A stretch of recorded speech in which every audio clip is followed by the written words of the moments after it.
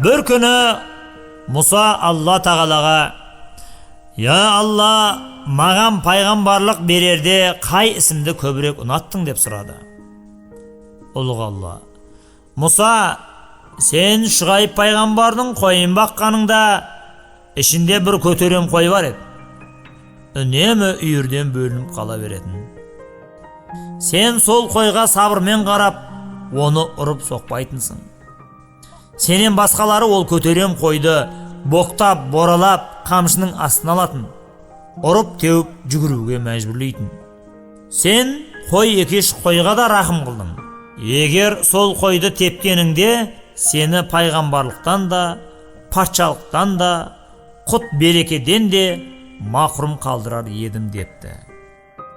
Мұса содан бастап өз қауымын малды теппеуге шақырды.